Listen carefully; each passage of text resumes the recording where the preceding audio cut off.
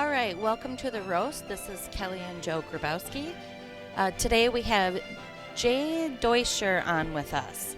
And I'm excited to learn about this because it's something that I'm not familiar with. Joe, you probably are familiar more with the football aspect. Yep. So, but Chippewa Valley Phoenix. And Jay, tell us a little bit more, or actually give us the audience, what is Chippewa Valley Phoenix? How did it start? Tell us a little bit more about it. Well, the Chippewa Valley Phoenix are we're billed as a semi-pro, but it's actually still an amateur status, so that way, if there are any players that do choose to play, they can maintain their college eligibility without having violating the NCAA rules. And so we are an 11-man football team that's going to start playing here this next month, and we open up with 2 preseason games, one in Minnesota and then one here at home. We get to call Carson Park home, which we're super excited about that. We started this last August as a lead up to an event that I'm in charge of in Minnesota at US Bank Stadium. And the league that I am the commissioner of in Minnesota rents US Bank Stadium for 2 days, brings in about 24 adult teams and 30 youth teams, and we just play games all day Saturday and Sunday. Mm-hmm. And there was an opening, and I needed to find a team quickly. Needed it to be a team that I felt could at least compete, because the team that was coming up to play as the opponent was a team out of Missouri that had won a championship, and I didn't want to make them drive all that way and then just have a easy, or as they say, cake game. Mm-hmm. And so I talked to my wife, and we decided to put the Phoenix together. Okay. We have previously had a team from 2008 to end of the 2014 season, and it was a 9-man amateur football team. In Minnesota, the smaller schools, the more rural area schools, just due to numbers, they play 9-man instead of 11-man football. Really not anything different other than the number of people on the field. It's still football. People still get hurt. People still love to play it and celebrate. Mm-hmm. And we were successful with our team there. We won 4 league championships and 2 national championships during the time that we were owners. And then we had sold the team, and the former player and his wife that bought the team, they had great success and until the day came where they decided to give it up. But I've remained in the scene since 2008 is kind of really when we first got into it. So how did you first get into semi-pro or amateur football? Like, what's that path look like? So my hometown is over in southwestern Minnesota, just 7 miles from the South Dakota border. And they started a team there in 1996, I believe it was. And the team was just running the table every year. I mean, they were a very well-built team, had a lot of athletes to pull from, 30 miles from Brookings. So, yeah, at the time, Brookings was still, I think, a D2 school maybe, and but they had a lot of athletes over in that direction. So they were able to pull a very good pool of players, and quite frankly, I was getting tired of going to the games and just watching them kick the snot out of everybody. And so I just decided in 2008, I'm not a drinker, I'm not a smoker, and I just said to the wife, I said, I need a bad habit. How about we start a football team? And she was crazy enough to say yes. And so that's kind of how we got started. And those first 2 years of our original team was the Hogs, HAWGS. Mm-hmm. Those first 2 years were brutal. I mean, you're starting out, and you really don't know what you're doing. I didn't know what I was doing. I was trying to pattern myself off of what that other team had been doing as far as sponsorships and kind of how they ran things. Mm-hmm. And because I figured, hey, they're making it work. Right. I mean, why recreate the wheel? Just try and copy it and improve. And that's what we're doing now. we're starting over, but at least this time we know what pitfalls, hopefully, to avoid. Probably the biggest learning curve for me in this process here, it has nothing to do with football at all. It has everything to do with trying to figure out what direction north, south, east, and west are in this area, because I get confused every time I'm out driving around, and then just learning the geography of the area, because I was born and raised a Minnesota boy. I lived in Iowa for 4 years, but other than that, I've been Minnesota all my life. So I'm just trying to, Menominee and Barron, I can figure out where they're at because I got to drive by them to get here. Right. But anything to the east of here, I'm kind of up a creek at the moment because I don't really know what's to the east. So you said Carson Park is your home base. Mm-hmm. So when you recruit, how do you recruit? Like, what are the ages of these players? Like, how do you pull talent? Tell me what that looks like. So in order to play in this particular league, the players have to be at least 18. Okay. And they can turn 18 during the season, but they can't play until they are 18. So that's an easy rule right there that pretty much rules out most high schoolers. Mm-hmm. A lot of the players, I would say, either played in high school, maybe got a taste of some junior college football, or higher up, or they maybe didn't have the grades to go on to junior college football or to that next level, and still had a desire to play. Between the two teams, our old team and the new team, I mean, we've had players that have played at every level except for in the NFL. Between the two teams, so wow. we've had quite the wide range of players. Where we live in Minnesota is only an hour south of Mankato, Minnesota, and Minnesota State Mankato Mavericks have had a lot of football talent over the last 10 years. They've been really running hot, so we pick up a few. Used to pick up a few players from there. Okay. How many players do you keep on your roster?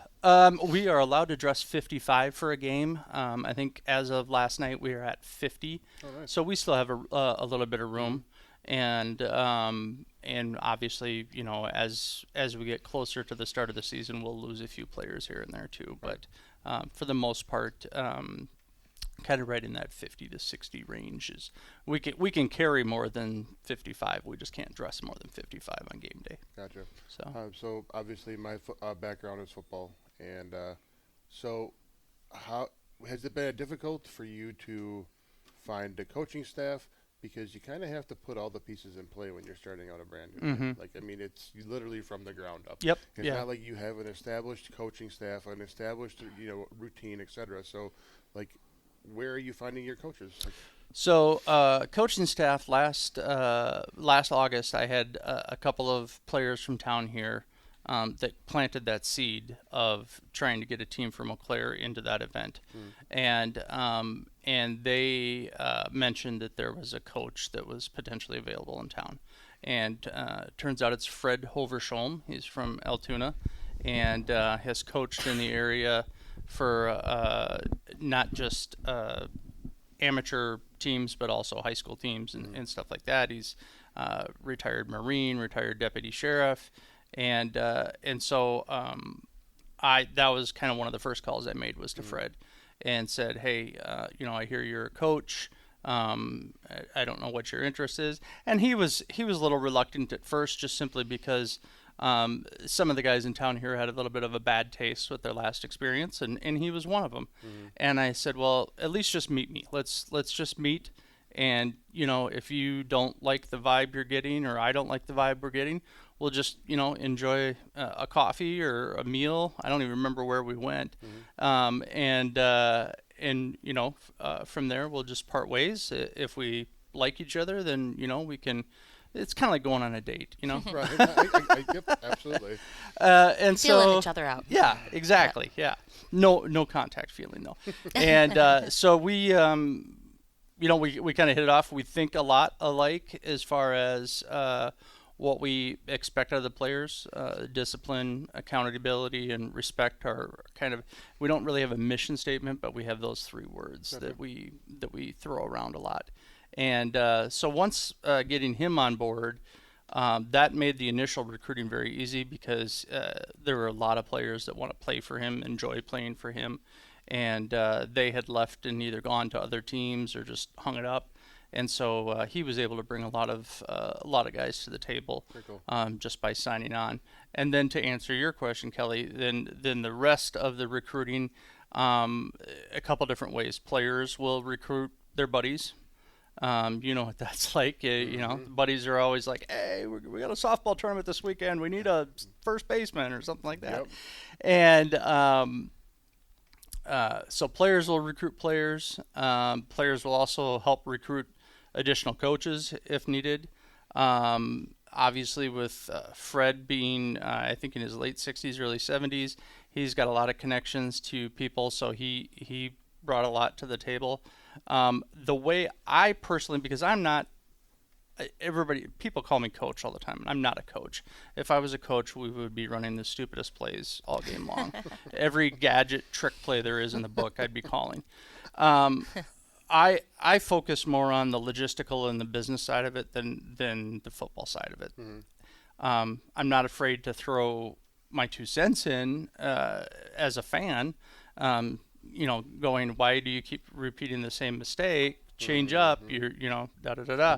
But I go to a lot of college football websites for area colleges. So one of the things I have done is I've looked at UW Eau Claire, Wisconsin Stevens Point, who else? River Falls, Stout. I've looked at some of the colleges in the Twin Cities, and I'll usually go to the last season. So I'll go to the 2023 season, and I'll look and I'll see who all of the seniors were, and try to see if they're anywhere within an hour's drive of the Eau Claire area here. And basically I write their names down on a sheet, and then I'll go back a total of 3 years. So this year I looked up like 2023, 2022, and 2021. And then once I have all those names, then it's Facebook stalking time. And I just go on Facebook and type their name in, hope that I found the right guy, and just send them a message and say, hey, you know, are you interested in still playing football? It's not anything like college was. You played at the next level, you know, that's a grind 7 days a week in college ball. This is, I don't want to say show up and play, but it's pretty darn close to show up and play. Right. And so with that, it's a little bit easier for guys to commit to that. And I recognize, we all recognize that the athletes at this age, at this level, point in their life, whatever, most of them have full-time jobs. Most of them have a family. Yep. They don't want to spend 7 days a week practicing and playing football. And I don't want them to either. I want them to have fun. I want them to play for the love of the sport, not for selfish reasons of, you know, do I want to win a championship? Yeah, Right. absolutely. Wouldn't be playing if we didn't. But I'm and my wife Tanya are more focused on what can we add for value to the community and to the area. And so adding another family fun oriented entertainment item to the plate here in town, I think is certainly at the top of our list as far as what we're trying to do. So how often can we expect to see games at Carson Park? Like, how many do you play here versus like traveling? So the league that we are in is the Northern Lights Football League. Okay. It's 16 teams. I believe, if my counting is accurate, I believe it's 12 in Wisconsin, 2 in Minnesota, and 2 in Illinois. Okay. The Illinois-Wisconsin number might be off by a couple more to Illinois. I just don't know where a couple of those teams are actually located. So it's split into 4 divisions of 4. We are in the Northwest Division with the 2 teams out of Minnesota, which is the River City Rough Riders and the Minnesota Vipers, and ourselves, the Phoenix, and then the Central Wisconsin Bandits that I believe are out of Merrill. Does that sound right? Is Merrill within like an hour Yeah, or it's two? 2 hours. It's just north of Wausau. Okay. 30 minutes. Yep. And so those are the 4 teams in our division. Oh, wow. And the league this year has a 9-game schedule. So somebody was going to get lucky and have the benefit of 5 home games, and other teams were only going to get 4. Okay. Because we are new and I wanted to kind of make sure that we're ready. We got 2 preseason games scheduled that I had mentioned before, both coming up here in April. And so our first game will be April 6th. Our first home game will be April 20th.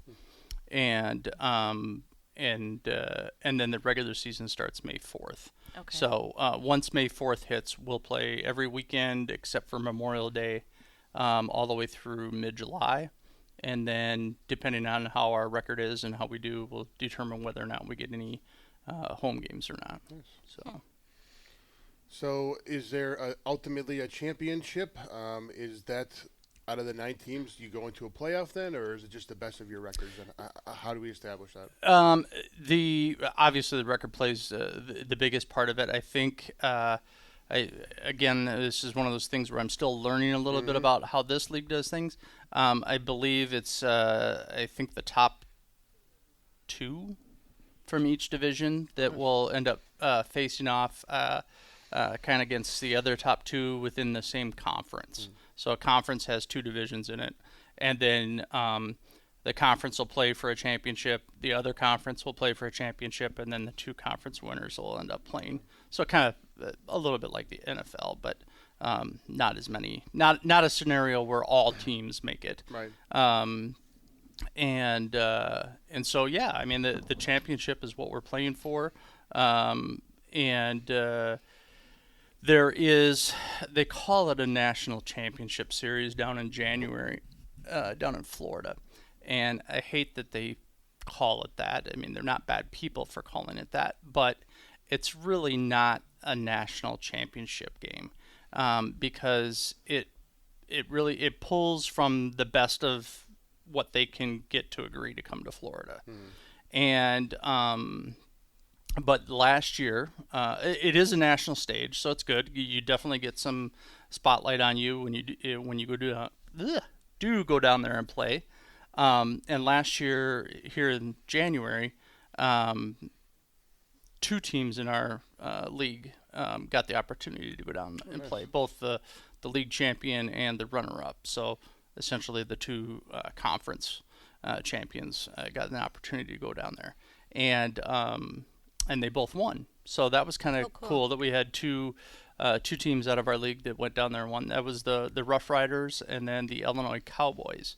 And so, kudos to them for helping put our league a little bit more on the map by going down and playing. I think one played a team out of one out of Florida, I think, and the other one out of Oklahoma or something like that. I can't remember who the Cowboys played. I know the Rough Riders played a team out of Oklahoma. So when they go down, now all this is kind of on their own dime, right? Like the players are just there because they love football. They're interested in, continuing to play the sport.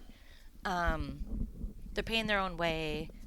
It's kind of just like you said earlier, for the love of the game. For love of the game, yep. Yeah. Yep. Okay. I always compare it when I'm talking to somebody who really doesn't have any clue about any of this. I compare it to slow pitch softball. It's slow pitch softball where you got to go out and buy your own bat, your own mitt, and your own softballs, and get together with guys a couple times before the first game, and you do some batting practice and figure out what positions everybody's going to play, and then you show up on game day at 6:00 at the softball diamonds, and probably about the only thing that you're doing at the softball games that you're not necessarily doing at the football games is when you come back to the dugout, you're pounding a beer kind of a deal where you're not really doing that at the football field. Right. I've seen it done at football fields, but that's not what we're going to be about. And so they get that opportunity to relive their sport. And so I just tell people it's like slow pitch softball, except we're playing tackle football instead. So Sure. It's kind of a cool thing. I mean, if you think about it, and I think you're right. As you progress in life, you have a family, you have kids. Even though you still miss that, that playing. Because I'm 46, and I still have that. If my body was young or in shape, I would play football like yesterday because I'm still wired that way. And it's really cool, I think, that you offer that opportunity for guys who, like me, just can't shake it, But then again, life happens, married, kids, business, whatever else, but you still get to go out there and relive those memories and make more. Well, and I think for some guys, the married and kids part actually makes it intriguing for them too, because now they've got, their own little built-in fan section that doesn't include two of their dorm mates or something like that. Right. And maybe their kids are late toddler, early child age, where they're starting to break into sports a little bit, maybe playing a little travel basketball, and they've been playing, catch with dad in the backyard with a football or baseball or something like that. And here's the opportunity now where you can kind of put your money where your mouth is, and you can go out there and show your child what it means to be a teammate and how to be part of a team. And a lot of guys will bring their kids, around.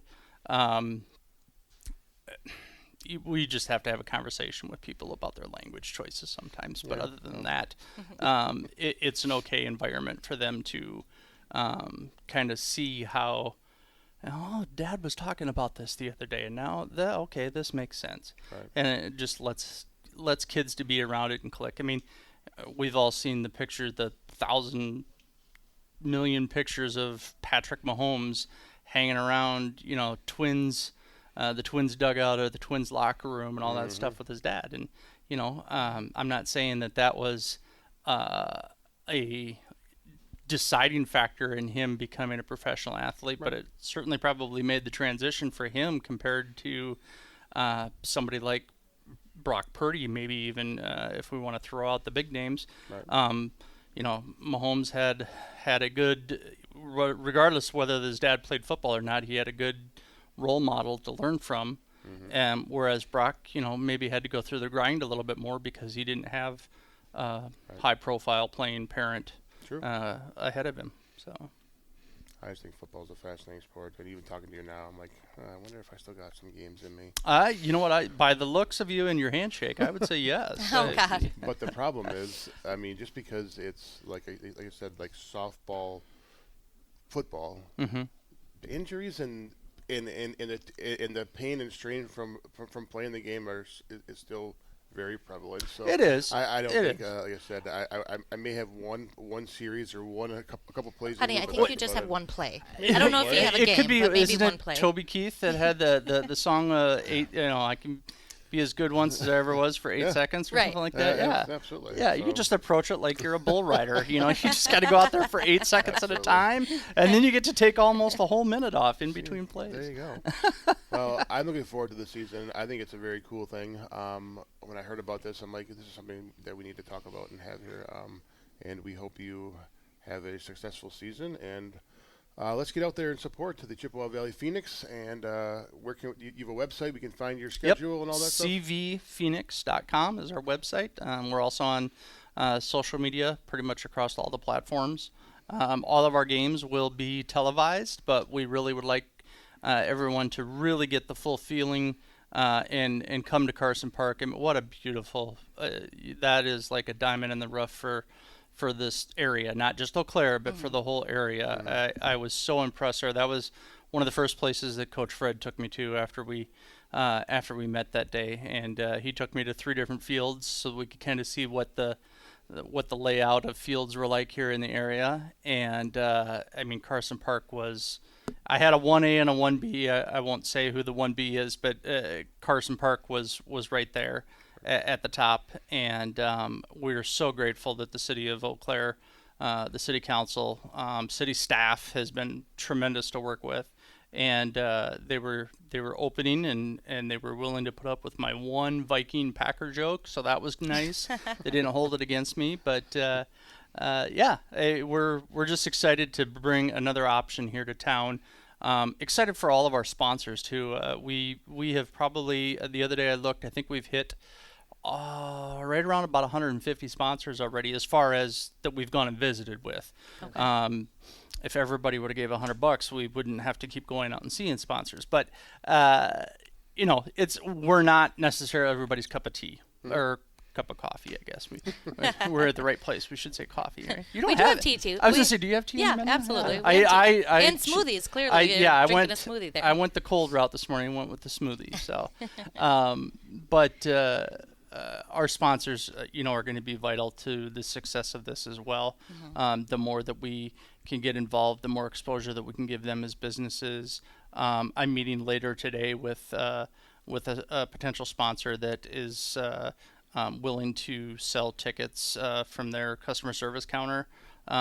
So just another outlet where people, if they want to go and get their tickets ahead of time, rather than potentially dealing with a what I hope will be a really long line at the gate. Mm-hmm. And so we're excited about all of it. We're working with a number of different people on pregame promotional ideas, in-game promotions.